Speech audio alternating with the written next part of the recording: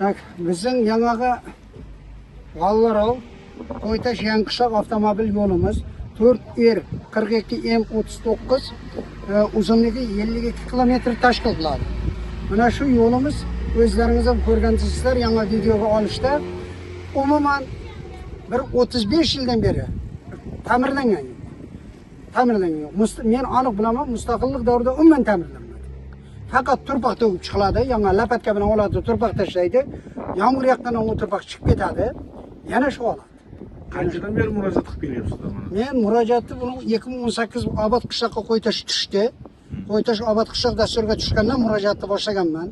Bu masalada men respublikaga ham chiqqanman, prezidentga ham yozganman, yo'l qo'mita raislariga ham yozganman, hammasiga yozganman. Javob xatida menga javob xatlari kelgan. Kiritamiz, dasturga kiritamiz. Keyingi 5 yillikda degan. Lekin 5 yillikda qachon 25-yildan to 30-yilga davom oralig'ida 5 yillikda.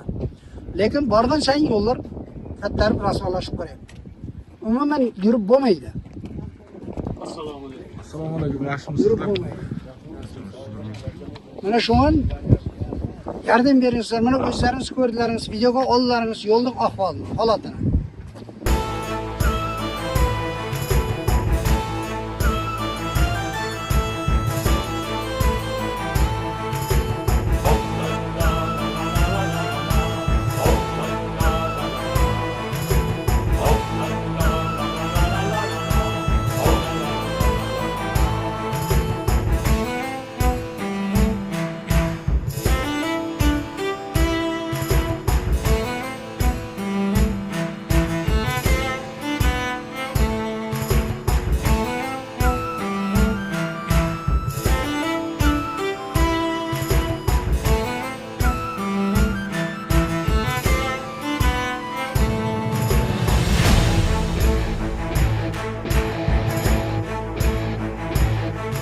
O'sha yo'lda endi bir ko'ring, qanday bo'ladi?